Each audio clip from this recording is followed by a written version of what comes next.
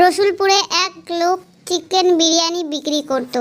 সেই লোকটা একদিন রসুলপুরে এক অপরূপ সুন্দরী মেয়েকে দেখতে পায়।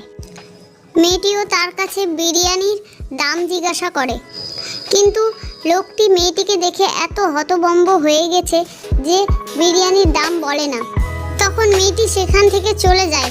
মেয়েটি চলে গেলে সে বিরিয়ানির হাঁড়ি নিয়ে তার পেছন পেছন চলে যায়, আর সেইখানে গিয়ে মেয়েটিকে ফ্রিতে বিরিয়ানি দিবে বলে।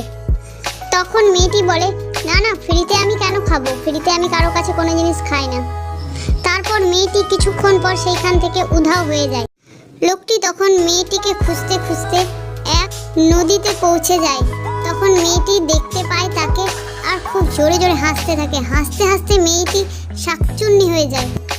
তারপর লোকটি শাকচুন্নিকে দেখেই হঠাৎ করে তার মাথা ঘুরতে থাকে, আর সেইখানে তার মৃত্যু হয় সেই নদীর জলে ডুবে।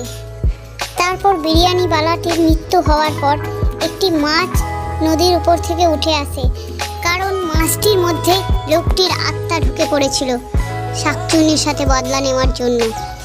তারপর মাছটি বদলা নিল, এমন এক বদলা নিল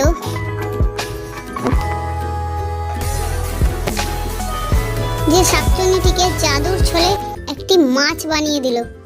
তাহলে বিরিয়ানিওয়ালার আত্মাই বিরিয়ানিওয়ালার সঙ্গে যেটা হয়েছিল অন্যায় সেইটার বদলা নিল। তাহলে বন্ধুরা, মাছের জাদুতে শাকচুন্নি হয়ে গেল একটি মাছ। গল্পটি যদি তোমাদের ভালো লাগে তাহলে গল্পে লাইক, শেয়ার, কমেন্ট করে দিও, আর চ্যানেলটাকে সাবস্ক্রাইব করে দিও। দেখা হচ্ছে পরের গল্পের সাথে। So thank you for watching. পরে আরও ভয়ঙ্কর গল্প নিয়ে আসছি।